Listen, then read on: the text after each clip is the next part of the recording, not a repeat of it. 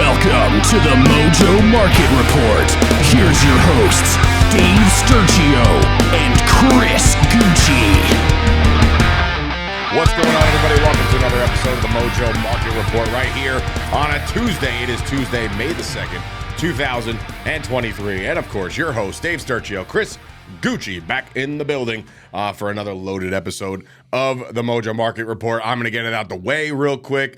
Rangers stink. No heart on the ice. That sucked. I even felt a little bit of like compassion or like not even sympathy. It's just like, or like, go get them, guys. You can go. And I'm just like, who am I right now? Dave embarrassed himself on social media last night. All over social media. By wishing the Devils well after they bounced this team in Game 7. That's not true.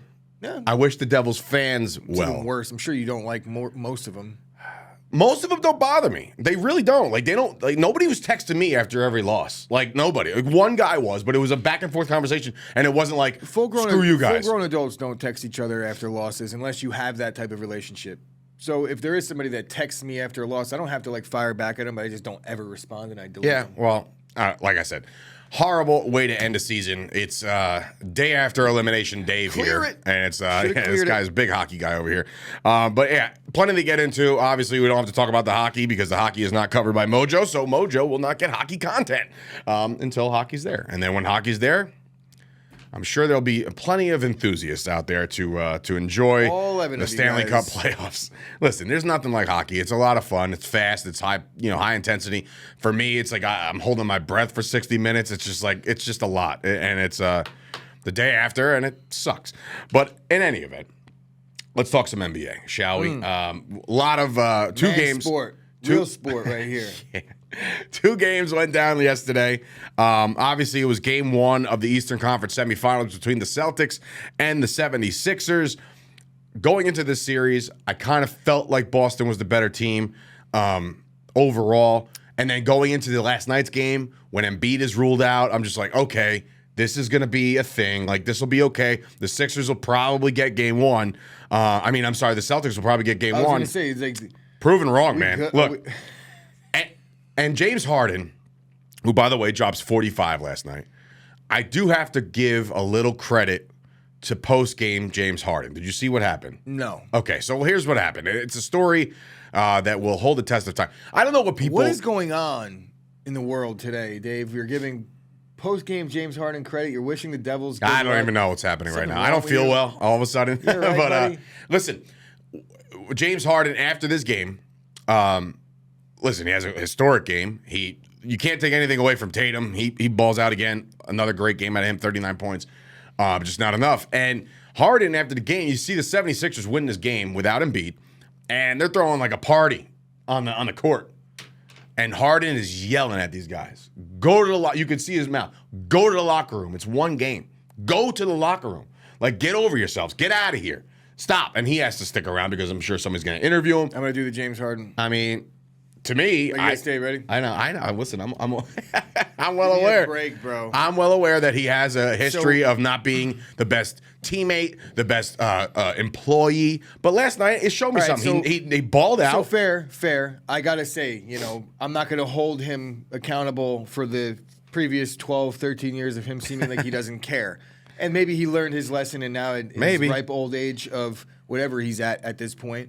He cares more now. So that's good. That's definitely a good thing. But I feel like it's also a shred of, I don't know, I have a hard time seeing You think a lot of things are done for the camera. Yeah, it's like, this is what the guys want to see. This is what the people want to see. I know Sturch is going to love this one. So, guys, get back to the locker room. Don't celebrate. I feel like it's an act like you've been there before mentality. And you haven't.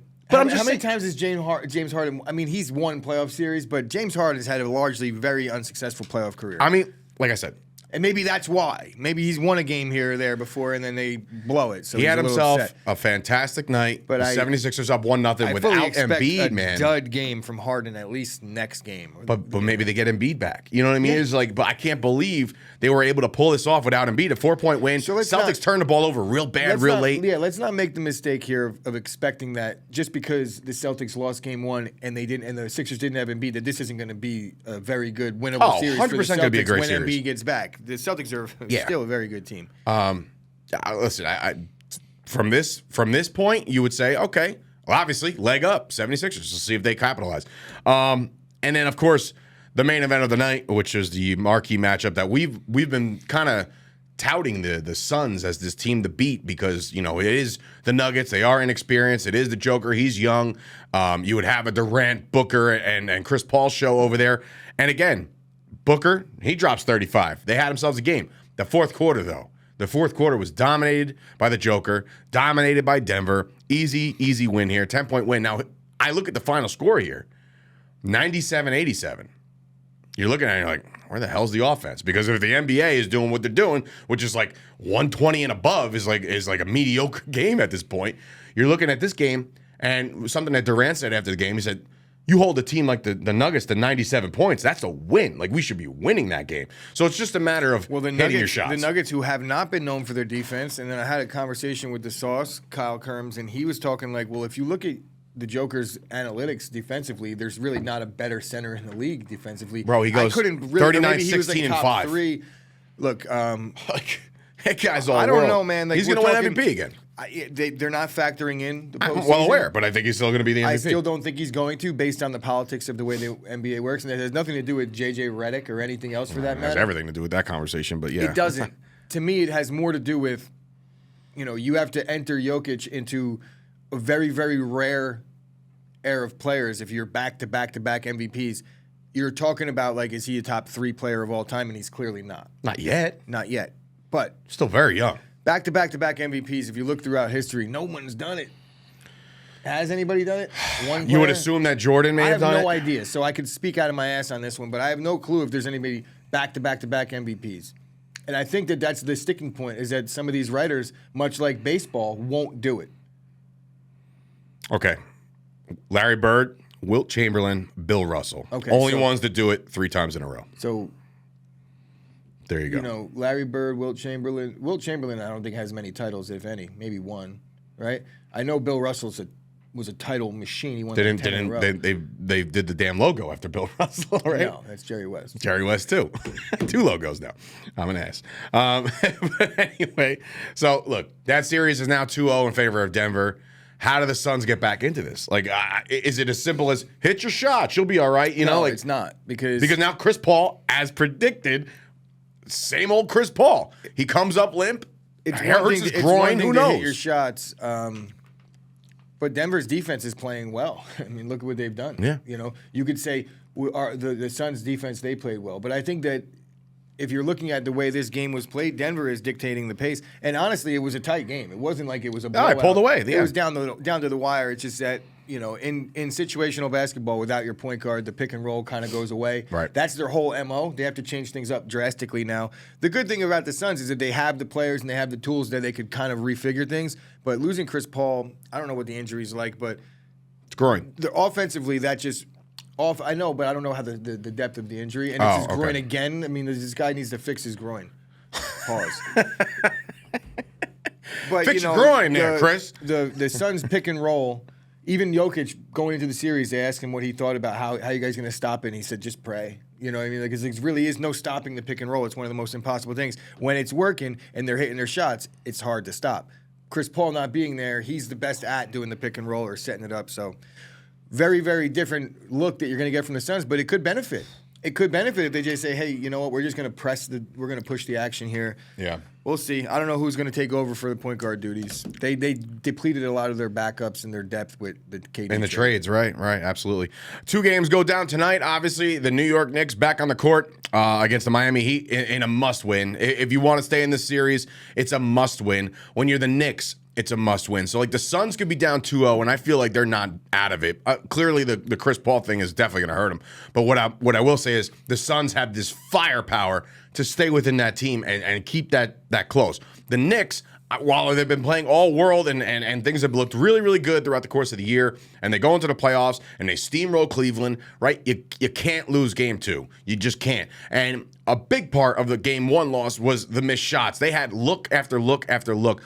Everybody was finding so many pieces of iron on that hoop. It wasn't good. It was not good. You got to hit your shots tonight. I don't know about Jimmy Butler. All of a sudden, Brunson's questionable now. It's like, this is where the wheels fall off. So if the Knicks don't get this one, you can just pretty much say, hey, valiant effort, Knicks. It's going to be a long, long offseason if you can't get this one tonight. And not to put too much pressure on it, but it's like I need it so bad. I need a Knicks win so bad. I got the Rangers getting bounced last night. I got the Yankees being the worst team in baseball right now. I got the NFL offseason. The draft's over, so now, oh my God, what are we going to do? The schedule drops on like May 11th or something. I'm like, yay! And then it's just like, okay, which games am I going to go watch them lose? So it's been tough sledding for me. I need a Knicks win tonight. But again, in the main event tonight, I just keep saying main event as if it's just a later game, folks. The Golden State Warriors and the LA Lakers obviously start their series. I'm excited about this one. I think that both of these teams smell blood in the water as soon as the brackets came out, as soon as they realized who they were playing in the first round. And while the Warriors took it to 7, the Lakers turned it up. They went nuts. I like Golden State tonight because of the fact that it's at home. They're coming off the most recent win. I know the Lakers have been resting a little bit, and it is a rested LeBron, who, again, don't poke the bear. He's been an absolute monster this playoffs and this entire year 20. But I kind of lean towards Golden State tonight. Close game, but in the end, I think maybe Curry hits that one big shot at the end of the game. I don't know. So, just the way I see game one playing out. I want to point something out here prior to this series because I think that this is something that I think, as an NBA fan of 20, however long I've been seriously watching the NBA, and even less now than I was even last year at this point. I was probably a bigger NBA fan. But what we're about to see in this postseason right now is, we're talking about, I know that we're not going to base it off of 150-game performance out of Steph, right? No. In terms of where he belongs in the all-time list. But in a Game 7, when you drop 50 on the road in like your cross-town rivals' home court, that puts you in that elevates you a little bit on the all-time ranks. For me, when you drop 50 in a Game 7, I mean, like, look at the history of Game 7s. How many times did a player drop 50? So Steph, I think, is like right there. I don't think he's even sniffing LeBron, Jordan, but Steph is up there, right? And we're talking about an all-time list. How long ago was it where we saw like two bona fide, at least top 10 all-time players, but potentially even like top 5 to 7, depending on where you want to put Steph, match up in a postseason series? When was the last time we've seen it? I could think it may be Steph and LeBron, but they were at different points in their career. Cleveland, wasn't it, at that point? But they were at different points in their career where you couldn't really make the case for Steph being a top 5 player yet. No. Now you legitimately can. You think you'd get flamed for something like that? Not one bit. Steph Curry, top 5 player of all time? No, I'm not saying Steph Curry is a top 5 player of all time, but I mean, you could sit here and make a real legitimate case for Steph Curry being a top 5 player in terms of what he's done for the culture of the game. People want to say that Steph Curry ruined basketball. He ruined basketball. It's like, all no. you three-point shooters out there. It's actually absurd to me to think that somebody that is just a guy that just is utilizing his skill set ruined anything. We're talking about coaching. This is what coaches are seeing, and this is the basketball people that know what they know about what works and what doesn't, and analytics, and shooting three-pointers, and offense, and this is not Steph Curry saying, hey, guys, I have an idea.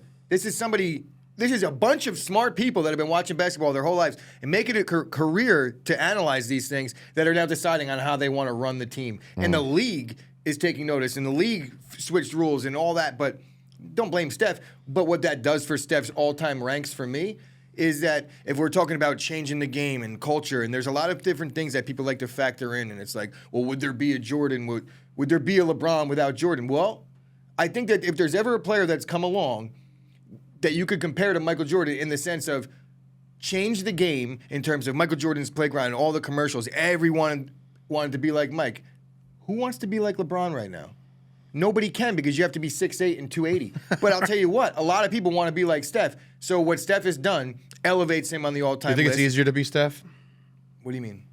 Is it easier to be Steph Curry than as LeBron? You just said 6'8", 280, big frame. Yeah. I have to go back in time and find my dad and say, hey, Dad, could you not be my dad and find someone else? You know what I mean? That's not what I mean. I'm saying, do you think this is the conversation now, how he ruined the game with the three-point shot, right? He didn't ruin the game, but I'm saying he did change it. Like you said. Fans that say that are worse. You said he changed the game.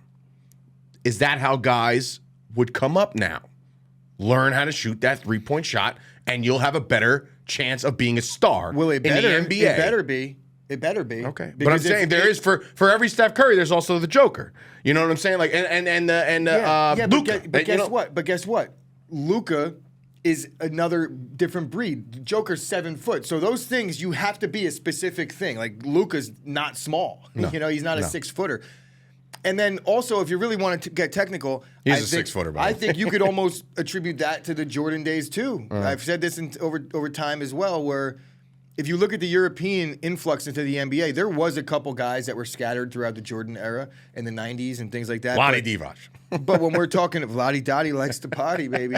But when we're talking about the Dirks of the world, the Lukas of the world, look at when those guys were born. And then you look around when 1991 was the Dream Team going around doing the world tour. Basketball took the world and lit it on fire, and it was like the Dream Team. Oh my God, they're coming to a country near you. So everybody that had a kid around that time was like, "You're going to be the next Dream Team guy." Right now, basketball is a very, very international sport, whereas a lot of other sports in our country are not. Right. Like hockey. Well, football. No, football. Right. Baseball's Hockey's actually very international. But baseball's not even international. Baseball's international. Okay. Japan. One. Dominican Republic, Puerto Rico. You have like the Caribbean. But where is the Eastern European baseball player? Where's the Italians? There's a few, but they're from America. Right? Like Mike Piazza was on the Italian team. But you get what I'm saying. Anthony Volpe. There's not many German-born Major League Baseball players. Flugenschneidenheim. So the point that I'm making is, circling back here, is that I think that what we're getting here, and I think it needs to be pointed out and noticed, is that we're getting a series right now in the NBA playoffs of 2 guys that could potentially be in the top 5 all time. That doesn't happen often, and it certainly doesn't happen often these days. I was craving it, and here we are. We get to watch it. It's going to be great. I can't wait. Took me like 30 minutes to get that. Listen. You know what that's called, Chris? In this world, that's called good content. That's called good content. In any event, some NFL news to get into real quick. Not much. Yesterday, it seemed to be there was a whole list and breakdown of 50-year options that were either accepted or declined. Just a couple notable declines. I will say there was one accepted yesterday, which is kind of weird to me, considering that Jerry Jeudy was on the forefront of a lot of trade rumors last year. And maybe the Broncos never looked at it like, we're not trading this guy. Like, why are you even contemplating this? I think that I think there was a market. There still is. There is still, but they picked up his 50-year option yesterday. There's still potential, but I don't think that the 50-year option necessarily takes him off the trading block per se. If it comes down to it at the trading deadline this season, Jerry Jeudy is still movable. Yeah, because sure. It just also adds to the element of now you could get more for him. I mean, not really, because the team could have just exercised the option anyway. Right. But not tomorrow. You know what I mean? So now they did it, so it's like, okay, it gives us a little bit more of a window. We'll see how it works out. We get 6 games with him now. If it doesn't work, we put him back on the block. It makes sense. We'll see. Jerry Jeudy was there. And then, obviously, we talked about this before. A key one to me that I've read some deep dives that Chase Young could be on the move. Chase Young was not picked up. He could be on the move for some capital. They were trying to trade him on draft night. Yeah, it could be some capital involved there. I don't know. We'll see. A couple other ones. The one that makes me smile is Jalen Reagor, because I know that the Eagles took him, traded him, and the Vikings said, "Yeah, no, we're good too." So they denied him as they give Jefferson. Whatever happened with CD? Did they work out? No extension, but it's going to happen. I mean, that's so the 50-year option was picked up. Yeah. That was last week. The one that's the most, I don't want to say troubling, but it's not that it's troubling. I know you think I'm like about to bash it. I'm not. No. Jordan Love, right? So clearly, the Jets fans are salivating right now. You got videos, slow motion videos of Rodgers doing his thing over there. Everybody's like, oh my God, this is actually real. So kudos to those guys. But the Packers kind of made it official when Rodgers was like, I'm going to go play for the Jets. Right then and there was the whole Jordan Love's QB1, and there's no debate about it. That's going to happen. We're moving on. Here we go. What is the market for Jordan Love? Considering they're not going to pick up his option yet, and I'm sure they will. They have to, you would think. They have to. So that would mean, whatever he made as a rookie, he gets that one more year. So the deadline is today. Is it? I'm pretty sure. Okay. But what I'm saying is, what can you possibly talk to Jordan Love about? Like, I'm trying to break this down where it doesn't sound like he stinks at football, because he doesn't. Nobody knows. But like Dak Prescott, Kirk Cousins, Daniel Jones, Jalen Hurts, Patrick Mahomes, all these guys, they all got their new shiny May 2nd. Tomorrow's the deadline. Their new shiny deals, right? They all got paid, in the 40s and the 45s, and Mahomes makes $500 million and all this stuff. how do you justify going to the negotiation table off of one season? Because it's really going to be dictated based off of what Jordan Love does this year, right? Yeah. So where do you set the bar? Where do you set the mark? Like, are you just market play this? Like, well, look, Daniel Jones is making 40. He's the starting quarterback of the Giants, and whether you think he stinks or not, that's why we paid him. He's the starting quarterback. Do you think right away that Jordan Love could make Daniel Jones money in his first actual deal? $40 million a year based off of one season. It's difficult. I do think he could. Well, yeah. There's no questions asked. He could make that after one good season. One good season? How many good seasons has Daniel Jones had? It doesn't matter. He put 4 in. How many good seasons has Daniel Jones had? He put one good one up last year, I think. And how good was it? It was okay. It wasn't statistically alarming. What I'm saying is Dak Prescott puts in all the time. He gets the massive deal. I wouldn't trade. I know I haven't seen him play, but based on what I know of Daniel Jones, there is not a shot in hell. There's not. I don't think there's. How about this? I know for a fact there's not 2 Giants players on that roster that I would trade Jordan Love for. Not 2. There's not 2. I wouldn't trade Jordan Love for Daniel Jones and any other Giant. Saquon? Not a shot. What is he going to do? Just like get the ball 6 times? We have other running backs too. Not happening. You can think of another. Are you trying to think of a Giants player that automatically? Leonard Williams, defense tackle? No. Why? So we could lose him to free agency in a year? Not a shot. I'm not, but that's not the conversation. The conversation is. So the conversation. How does he and his agent go to the table? Let's just say, arbitrarily, the kid throws 30 touchdowns this year, 5, 6, 7 picks. Let's just call it. Has a bad game, 3,500 yards, 4,000, and the Packers go 9-8 based off the rebuild. You're getting paid. Yeah, bro. That's what it takes. He's gonna get paid. That's what it takes. Or the Giants want a playoff game, so it's like, or they say, you know what? Here's where the Packers leverage comes in. The Packers. I don't think Jordan Love wants the 5th-year option. I don't think he wants it. I think he wants his chance to make some money this year and then put himself in the Lamar situation where the Packers and Jordan Love. You can't compare those two. No. But what they can do is they could just not do the 5th year and then put him in the same situation in terms of the logistics when it comes. Okay, we're going to tag you, and then if we're the first round, 2 first-round picks, blah, make blah, blah. Make it really hard for another team to negotiate, and you kind of corner the market, and then you really deal with exclusive negotiating rights with your player. And then you get a season to see how it works out. So then it's say, okay, we could realistically either you play on the tag this year, right? And that's something that I'm sure the Packers will be less than comfortable with. They'll want to get a long-term deal done. And Jordan Love right now, I would imagine that if he plays on this 5th-year option and they give it to him, it's going to probably hold him back in terms of when he's able to get his big payday. I think there's an element of risk on both sides, and there's an element of, okay, we might save a little money, you might make a little bit less, depending on how it gets worked out. This is still a business. Jordan Love will be the Packers quarterback of the future. Even if with a mediocre, that just means you have to pay him like that. Even if with a mediocre season, and I think that they fully expect to. Honestly, I'm trying to think about the vision and the optics of it, right? And the optics of something like this happening, where you look at the upper echelon of quarterbacks who are about to get handsomely paid. Herbert, Burrow, obviously Mahomes already got it. Hurts just got his bag. Anybody else, and then you get Jalen, and then you get Jordan Love, and you're sort of like, yep, he's up there too, and you're like, how?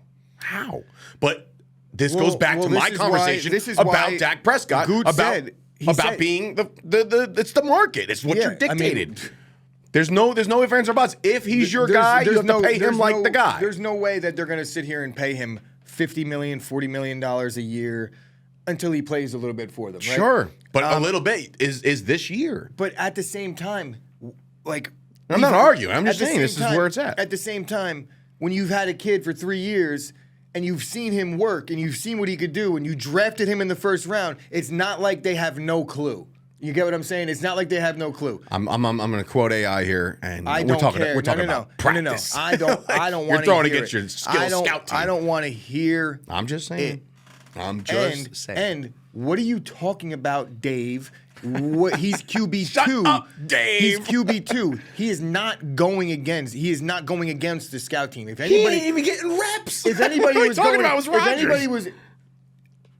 That's another thing that you just don't know Rodgers taking reps in practice. Jordan Love last year got all the reps. Rodgers didn't show up for 2 years.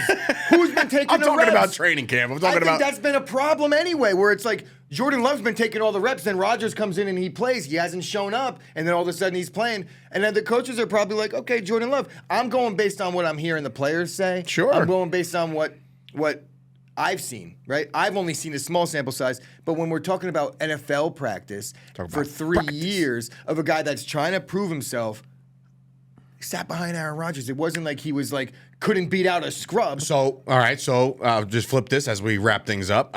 Let's flip this. Can Zach Wilson resurge because he's going to sit behind Aaron Rodgers for 2-3 years? Could he? Absolutely. Okay. Geno Smith sucked. Just got paid, right? Come on. Of not course wrong. he You're can. not wrong. Zach Wilson, bro, again. Did anybody think Zach Wilson was going to be good when they saw him? Ask the Jets fans. You might see They Zach thought he was Wilson going to be the in next. 5 years. He was going to be the Mormon Mahomes. You might see Zach Wilson in a couple years, and he's going to look like a grown up. And then all of a sudden, he's be like, "Wow, maybe he can play Zach. quarterback." Ah, boy, what a show! All right, go follow us. Also, Jordan Love right now. If I was to pay him, and we had to pay him right now, I would be completely comfortable with $35 million a year. That is for like a 3-year deal. Yes, but that's without having seen him. Right now. It's not your money, so that's why it's easier to say that. I mean, what are we talking about here? I'm just saying. We're talking about a starting quarterback. You're right, and because the market dictates that who's the least. Who's the 20th best quarterback? Who's the 18th best quarterback? I don't know. We'll just say Kirk Cousins. Right? Fine. Where is he getting paid? So if I could give me the 20th best, and you're worth $35 million. That's just a fact. Because of say it with me, the market. Yeah, but so what are we even like? Is that a lot of money then? If it's that, it is for somebody who hasn't done anything in relation to. You just said you would pay him $35 right now. I would because I don't want to lose him. And that's how you not lose him. That's how the Giants didn't lose Daniel Jones. That's the thing. You pay him. That's the thing. You pay him. We're not in that situation yet. And you honestly, will be very quickly. Honestly, it's May. The Giants. It wasn't. Daniel Jones entered this season in a worse situation than Jordan Love entered his season one as a starter. Well, they already declined. Going into this, they already declined Daniel Jones. But it wasn't because they had no clue. It was because they had a clue, and it's like this guy might suck, right? Well, then, there's less of a feeling that Daniel Jones or Jordan Love is going to suck than there was that Daniel Jones does suck last year going into the season. Everyone thought Jones sucked. Yeah. And honestly. Does Daniel Jones not suck? I still think he sucks. I think he sucks. Anyway, that's going to do it today for the episode. Listen, a lot of good debate, a lot of good insight here by Chris Shut today. Up, Dave. Enough out of you. On this game, I needed a couple laughs today. Not that I was trying to poke the bear. It's a real conversation. It's a real conversation. So I'm sure it'll get no press off of ESPN and those guys. Their guys are going to be just getting real excited about Bryce Young and all these rookies. Under the radar, Jordan. It's all good, brother. And that's exactly. It is all good, I say it every bro. year. But the problem is, Dak Prescott can't go under the radar because ESPN and the talking heads won't let it. Oh, they won't let it go under the radar. You look at your Twitter, bro. I'm a Cowboys Twitter guy. Like that's my thing. I'm going to end the show like this. You're a for psychopath. Any of you guys that follow me on Twitter or anything like that. It's very simple. Dallas Cowboys, nuts. New York Yankees, New York Rangers, New York Knicks. There is my 4 teams in order of how much I bleed for them. So get off my back. If you guys follow me on Twitter, you will see me just like once every couple weeks troll like 6 people in a 1 minute span, and then I don't tweet again for 6 weeks. And then all of a sudden I'll see something very, very alarming, and then I'll comment anonymously. Oh, anonymously. Shout out, by the way, to the anonymous Facebook user last night for the show. So, good night, everybody. For Dave Sturchio, Chris Gueci. We'll see you guys tomorrow. Coyotes fan of all people, of all teams. He doesn't puck, by the way.